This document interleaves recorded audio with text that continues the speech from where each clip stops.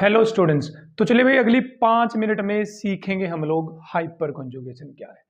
देखिए hyper conjugation के लिए कंडीशन याद रखनी है आप लोगों को। मैं कंडीशन बता दे रहा हूं क्या है।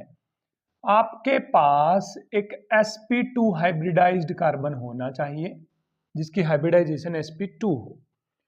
उससे आगे एक ऐसा कार्बन होना चाहिए जिसकी sp3 हाइब्रिडाइजेशन है और उस sp3 हाइब्रिडाइज्ड कार्बन पे कम से कम एक हाइड्रोजन होनी चाहिए। तो उससे क्या होगा, एक हाइड्रोजन होने से मैं आपको बता दूंगा कि उस हाइड्रोजन का जो ये सिग्मा बॉन्ड है, सिग्मा बॉन्ड इस कार्बन के पास जो एम्प्टी p ऑर्बिटल है उनके साथ ओवरलैप करने लग जाता है। ठीक है, इसलिए इसको सिग्मा बॉन्ड जब इन एम्प्टी p ऑर्बिटल के साथ ओवरलैपिंग करता है तो इसलिए इसको सिग्मा पाई या फिर सिग्मा p ओवरलैपिंग भी बोलते हैं। ठीक है, तो इससे होगा क्या सुनिए। ये कार्बन है CH2, इस पे एक हाइड्रोजन ये है CH डबल बॉन्ड CH2। तो क्या होगा, ये सिग्मा बॉन्ड यहाँ जाएगा तो ये डबल बॉन्ड चला जाएगा यहाँ पर, तो CH2 यहाँ डबल बॉन्ड आ जाएगा, CH सिंगल बॉन्ड CH2 पे आ जाएगा नेगेटिव और H पे आ जाएगा पॉजिटिव।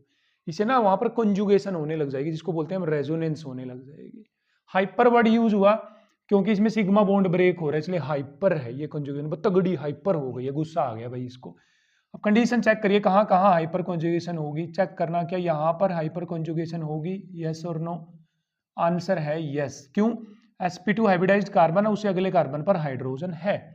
चलो क्या यहाँ हाइपर कंजुगेशन होगी, आपको बताना है। CH2 single bond CH3, answer है हाँ। क्यों? sp2 हाइब्रिडाइज्ड कार्बन है और उससे अगले कार्बन पे हाइड्रोजन है, होगी। क्या यहाँ हाइपर कंजुगेशन होगी, बताइए। CH CH3 then CH3, sp2 hybridised carbon है उससे अगला कार्बन पे हाइड्रोजन है, बिल्कुल होगी।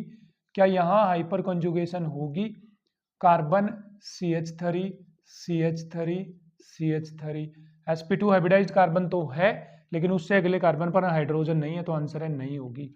क्या यहाँ हाइपर कंजुगेशन होगी, CH3 CH3 then CH3, answer है हाँ। क्योंकि भी कार्बोकेटाइन की जो हाइब्रिडाइजेशन होती है वो क्या होती है, sp2 और उससे अगले कार्बन पर क्या है, हाइड्रोजन है, तो यहाँ पर भी हाइपर कंजुगेशन होगी। इवन फ्री रेडिकल के अंदर भी हाइपर कंजुगेशन होती है यहाँ पर भी। ठीक है, यहाँ पर किस तरह से होगी मैं बता देता हूँ आप लोगों को। देखो ये 2 इलेक्ट्रॉन है, ये एक इलेक्ट्रॉन यहाँ चला जाएगा, ये एक इलेक्ट्रॉन यहाँ चला जाएगा हमारे पास। ठीक है ना, तो क्या बन जाएगा यहाँ पर H2C double bond C single bond CH3 then CH3, H पे आ जाएगा रेडिकल। तो इन कंडीशंस पे हमारे पास हाइपर कंजुगेशन होगी। अब देखते हैं हाइपर कंजुगेशन की एप्लीकेशन हमारे पास क्या है।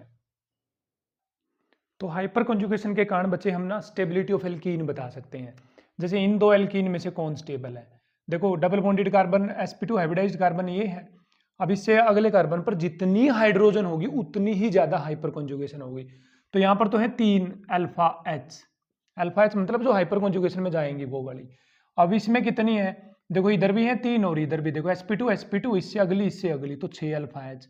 तो जितनी ज्यादा अल्फा एच वही स्टेबल एल्कीन, तो ये स्टेबल है। अब यहाँ आ जाओ, डबल बॉन्ड से अगले कार्बन पर चेक करो sp3 पे 3 और 3 6 अल्फा एच, कितनी 6।